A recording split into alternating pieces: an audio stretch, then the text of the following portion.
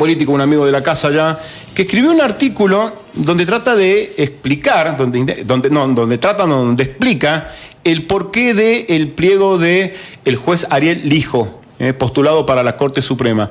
Y el artículo que escribió Carlito Fara se llama Carambola a tres bandas, ¿no? Que en el billar es hacer que peguen a tres bandas, que entren dos bolas y demás. Es una jugada brillante, por eso se llama Carambola a tres bandas. Carlos, Daniel Quintero, Florencia, te saludamos desde Fénix La Rioja. ¿Cómo te va, Carlos? ¿Qué tal? ¿Cómo les va? Buenas tardes. ¿Qué tal, Carlos? Buenas tardes. Carlos, bueno, seguramente te enteraste, causó muchísimo revuelo, sigue causando muchísimo ruido el tema del pliego del juez Lijo, postulado por el Gobierno Nacional a la Corte Suprema. Y mucha gente no logra entender que gana Milei, porque en perspectiva parece que perdiera más de lo que gana, pero claro, leyendo tu artículo, de esto de que conforma a muchos sectores, uno empieza a entender. ¿No querés explicarle a la audiencia de Fénix de qué se trata esta carambola a tres bandas? Sí, cómo no. Mira, primero, tener en cuenta que hay un factor muy importante para la política, que es Comodoro Pi, ¿no? Que son los juzgados federales. Sí. Muy sospechados, digamos, sobre todo lo que tiene que ver con el tratamiento de causas de construcción de funcionarios públicos de todos los gobiernos, y uno de esos 12 jueces es el juez Lijo, ¿no? Con lo cual hay una corporación judicial que se sentirá, vamos a decir así, bien tratada, ¿no? Atendida, elevando a la Corte Suprema uno de esos 12 jueces, insisto, en un tramo de la justicia, digamos, muy cuestionado en general. Luego, tener en cuenta que el hijo ha, digamos, de alguna manera estado en relación con el kirchnerismo, y que eso, digamos, se ha visto de alguna manera observado en su tratamiento sobre ciertas causas de corrupción que involucran a algunos funcionarios de aquellos gobiernos, y además tienen en sus manos nada más y nada menos que la famosa causa del correo argentino, que es un tema que siempre, hace muchos años, que le preocupa a Mauricio Macri con alguna complicación. De manera que es una satisfacción que le da el gobierno como Comodoro Pi, puede ser bien visto por Cristina. La causa del correo argentino está en el juzgado del Hijo hace mucho tiempo, vamos a decir, un poco congelada, con lo cual es un detalle también para el propio Macri. Y luego el hecho de que es una corte, la corte que tenemos hasta ahora, son 4 miembros, no hay ninguna mujer. Ahora se están proponiendo 2, uno de los integrantes, que es Maqueda, uno de los 4, de principio se debería ir a fin de año porque cumple sus 75 años, veremos si él pide o no, digamos, la extensión por 5 años más al Senado, y de esa manera, hay también otro aspirante, que es el juez Lijo, que está como más relacionado con posturas, vamos a decir así, ideológicamente más conservadoras, está en contra del aborto, pero también se ha manifestado públicamente en contra de la constitucionalidad del DNU. De manera que es un poco una especie de uno por uno, ¿no? Digamos, uno que tiene un poco más que ver con el prestigio, una persona a priori, digamos, no cuestionada, y uno, digamos, del sistema político-judicial, sin lugar a dudas, ¿no? Carlito, cuando te referís al que no tiene ningún cuestionamiento, obviamente es Mansilla, que no leí ninguna crítica, sí sobre el Hijo, ¿no? Que todo el mundo está pronunciándose, pero la explicación que vos encontrás es esta, que sería una especie de dejar conformes a varios sectores y asegurar que el pliego se apruebe, ¿o esto no asegura que el pliego se apruebe? A ver, que el pliego se apruebe, veremos, eso, digamos, está en veremos, primero porque, hay que juntar 2 tercios, tiene su dificultad, el kirchnerismo está lejos de tenernos, digamos, por sí mismo, si es que le interesase digamos, avanzar con la cuestión. Para Juntos por el Cambio, me parece que el juez Lijo es un poco una incomodidad para los ex Juntos por el Cambio, lo cual no sé cuánta, digamos, posibilidad hay ahí. Hay un detalle más, que es que ninguno de los 2 jueces propuestos, ninguno de los 2 es mujer, hay un decreto presidencial de hace mucho tiempo, digamos, que recomienda que en la medida de lo posible se respete la diversidad de género, que acá no se estaría respetando. Eso puede hacer algún ruido dentro del mundo de las senadoras de todos los partidos, pero particularmente, eventualmente, dentro del propio kirchnerismo, de manera que, para mi gusto, es como un final abierto por ahora, vamos a ver, y también tener en cuenta que, digamos, uno podría decir, bueno, por ahí aprueban al no cuestionado, y el otro lo frisan o no. Bueno, hay que ver, digamos, estas negociaciones políticas cómo evolucionan. Carlos, vos en el artículo que titulás Carambola tres bandas, también haces mención a que el hijo tiene algunas cuestiones con algunos gobernadores. Sabemos que con el de Formosa seguro, ¿con alguno más también? Sí, con alguno más, digamos, hay algunas situaciones que terminaron en su juzgado, digamos, en donde hay favores que se deben. Entonces, me parece que eso hace que varios gobernadores peronistas en ejercicio van a tratar de garantizar, digamos, que los senadores que le responden efectivamente colaboren con la aprobación del pliego del juez Lijo, ¿no? Carlos, ¿cómo, sacando al hijo que es puntualmente en esta situación, ¿no? del que se habla tan mal, ¿por qué adquieren tanto poder en Argentina los jueces? ¿Es así en todo el mundo? Bueno, no está mal que los jueces tengan poder, el problema es la honestidad de los jueces, ¿no? ¿Por qué, digamos? Pero Carlos, cuando digo poder, me refiero a esto porque hasta hay un audio, creo que donde él habla de millones, trae millones, llevarlos para allá.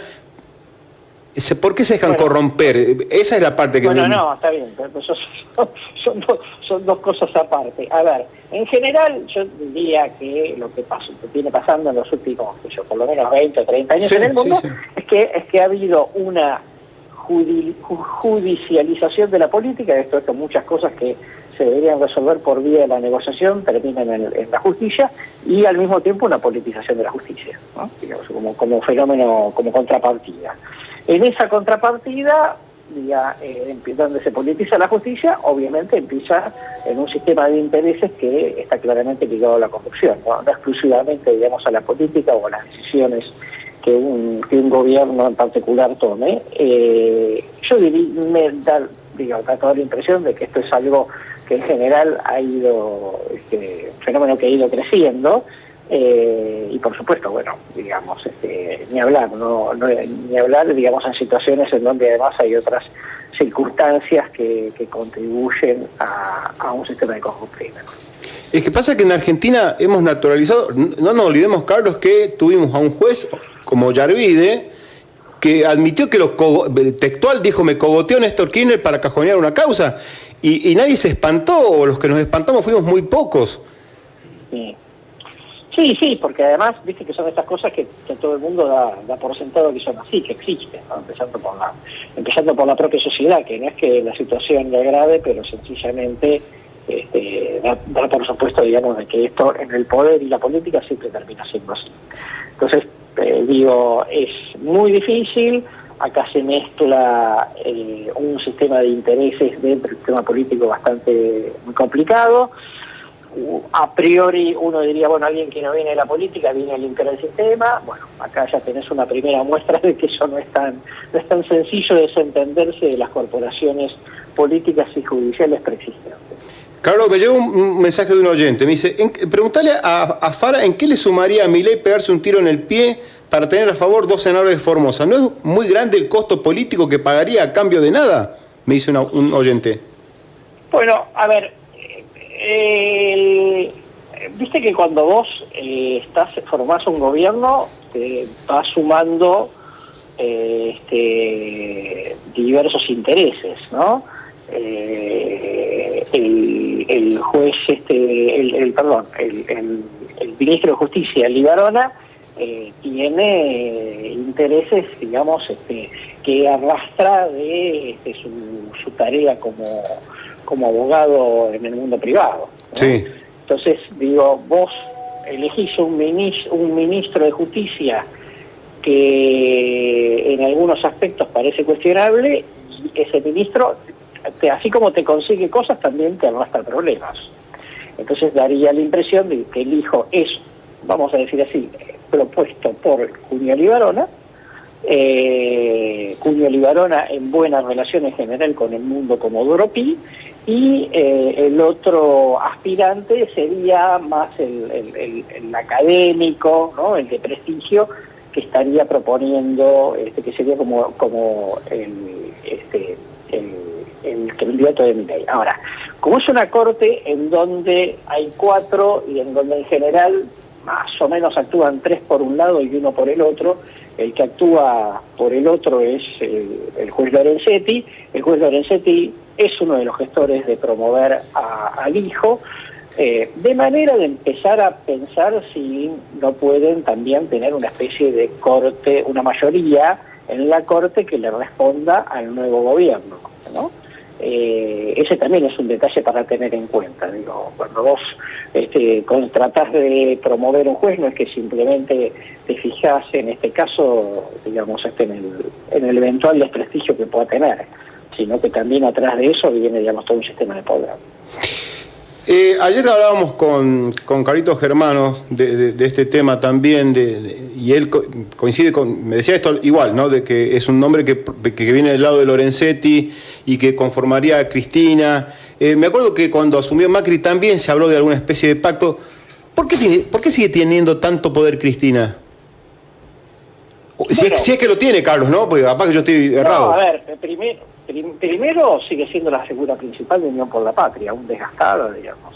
No te olvides que en el 2015, en el 2019, ella alumbró una fórmula que finalmente ganó la elección, ¿no? Y ella fue de vuelta vicepresidenta. Aceptó una candidatura de Massa, quizá un poco regañadientes, pero ojo, Massa ganó la primera vuelta. Sí. En el balotaje, sí. Cuando después de la primaria prácticamente muchos daban por muerto a Unión por la Patria. Entonces digo, viste, cuando son una serie de situaciones que por otro lado tienen que ver con el hecho de que no hay liderazgo alternativo dentro de ese espacio político. Entonces obviamente mientras no haya una figura alternativa, digamos, yo creo que Cristina va a seguir siendo importante. Va a ir teniendo poco menos de poder a medida que pasa el tiempo, pero mientras tanto es Cristina. Ayer también hablábamos del fenómeno que se dio en algún momento en Italia, el famoso Mani Pulit, donde se pudo hacer una limpieza con todo. Acá eso da la sensación que sería imposible, ¿no? Porque pasan los presidentes, pero no pueden escapar a esta lógica de Comodoro Pi, que en algún momento alguien decía había que demolerlo. Da la sensación de que aunque se declare como Milei un outsider completo, no puede terminar de cortar los hilos con un sector de ese poder detrás del poder, si se me permite el término. No, es que, a ver, vos para cambiar al sistema necesitas poder. Y Milei, recordemos, es el presidente que llega con menos poder desde el 83. No tiene gobernadores, tiene muy pocos senadores, tiene pocos diputados, y además no tiene experiencia, digamos, en el manejo de la política. Con lo cual, todo eso te lleva a pensar que, bueno, en algún punto, digamos, un presidente de estas características, tarde o temprano, nota que necesita llegar a determinado tipo de acuerdos, arreglar con determinado tipo de corporaciones, y eso, digamos, te empieza a limitar tu capacidad de cambio, ¿no? Empiezas a ser absorbido por alguna parte del resto del sistema al cual empezás a integrar. Entonces es difícil. También aclaro que en Italia hubo un Mani Pulit al principio y después Italia, digamos... Sí, sí. No duró mucho el Mani Pulit. No, después vino Berlusconi y bueno, en fin, digo, cada 2 por 3 hay alguna situación complicada. Obviamente, digamos, no es comparable a la situación argentina, y a todo eso que estamos mencionando, digamos, hace 30 y pico de años, digamos, en su momento la famosa servilleta de Corach, sí. De la connivencia entre Comodoro Pi, los jueces federales y los servicios de inteligencia, con lo cual, eso vos no lo desarmás rápidamente, no lo desarmás fácilmente, en ninguna circunstancia. Si encima no tenés experiencia política, todo eso entra en interlugar. Javier Milei sabe de esta situación, por la información que vos manejas, Carlos, él sabe de toda esta situación y aún así no rechaza esto. Porque tranquilamente él podría decir no, siendo el presidente, o no puede decir que no. Bueno, a ver, de vuelta, ¿cuánto poder tenés vos para decir que no? El de la gente, el del voto. Por ahora, si vos me preguntás qué poder tiene Milei, el de la gente, el del voto. Claro, lo que pasa es que, bueno, viste, el voto primero se expresa cada 2 años. Segundo, la interpretación de lo que es el voto también es una relatividad, porque no estamos en una situación normal económicamente. Milei llega precisamente porque hay una crisis económica descomunal, entonces la gente va a mirar los resultados. Y después hay algo del institucional que no parece, digamos, demasiado agradable, como pasó en la época de Menem. Si los resultados económicos están, digamos, habrá una buena parte del público que tenderá a no prestarle atención a la cuestión. Entonces, en ese punto es, ¿qué ministro de Justicia me garantiza una buena relación con cierta parte de la justicia? Porque toda gestión, pero no necesariamente por mala intención, toda gestión siempre tiene algún funcionario procesado por alguna razón, ¿no? Entonces, digo, me parece que entonces pone un ministro de Justicia que tiene una buena relación con la corporación. Eso te garantiza unas cosas, pero eso tiene un costo, ¿no? Y eso es lo que estamos viendo en estos momentos. Carlos, la última, agradeciéndote muchísimo. ¿Vos pensás que si acompañan los resultados económicos y el buen humor que según muchas encuestas dicen que lo tiene todavía, tiene gran apoyo del electorado y de la sociedad, Javier Milei, ganando y haciendo una muy buena elección es la de medio tiempo, ¿se podría avanzar contra estas corporaciones o tampoco así? Mira, cuando vos estás, digamos, si vos no tenés un plan concreto para desengancharte de ciertas deformaciones del sistema, es muy difícil a medida que va pasando el tiempo que lo puedas hacer, porque también vas quedando en la maraña, ¿no? Digo, todo esto es una suma de intereses. Digo, vos mañana querés lograr algo y entonces eso tiene un costo en términos de colisión de poder, y eso se va formando una maraña. Entonces, digamos, no es sencillo. Tendrías que tener mucho poder en algún momento para decir, hasta acá trancé, pero de acá en adelante esto se corta. Vamos a ver, qué sé yo, es tan nuevo, además el experimento Milei, que es muy difícil de opinar, pero me da la impresión, digamos, que Macri mandó a la Corte el pliego de 2 ministros que están y son personajes reconocidos, ¿no? Rosenkrantz y Rosati. Milei lo primero que hace es mandar uno que parece que tiene prestigio en el mundo académico y otro, digamos, cuestionado. Bueno, son estilos, son maneras de hacer las cosas, ¿no? Digo, también uno, a medida que va tomando decisiones, una persona te vas dando cuenta, digamos, de quién es realmente, ¿no? Carlos, gracias por atendernos como siempre y la verdad que me gustó mucho el artículo que escribiste, ¿eh? Me aclaró mucho las cosas. Chao, Carlos, gracias. Un abrazo, chao. Ahí está, otra opinión, la de Carlos Fara, de por qué eligieron al hijo. ¿Por qué elijo al hijo? ¿Por qué elijo al hijo? ¿Por qué elijo al hijo? Porque hay una cuestión que es más poderosa. Pues es que ayer también nos acababa Germanos. Tengo un mensaje de un oyente para usted, es muy lindo el mensaje, ya se lo voy a leer.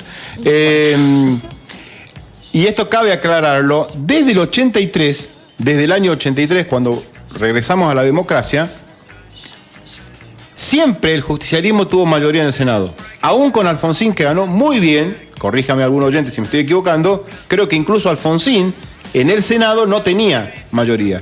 ¿Y quiénes nombran a los jueces? Los senadores, pura y exclusivamente los senadores. No pasa por diputados, lo explicaba ayer Germano. El tema de los pliegos de los jueces, de todos los jueces, no pasa por diputados, pasa solamente por el Senado, por la Cámara Alta.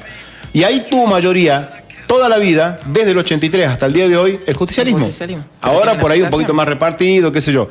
Y sobre todo, en la época de Carlos Menem tuvo poder absoluto, poder total, tenía mayoría total en diputados, mayoría total en senadores, gobernadores, intendentes. Él sí tuvo una mayoría apabullante, donde incluso aumentó el número de la Corte, la dibujó en una servilleta, que es la célebre servilleta de jueces.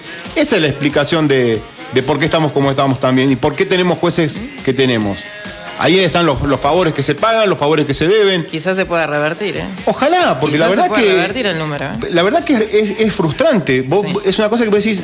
Miren, hay un caso muy... que lo pueden encontrar, que es el de... lo cito siempre. Un medio en Estados Unidos, el The Post.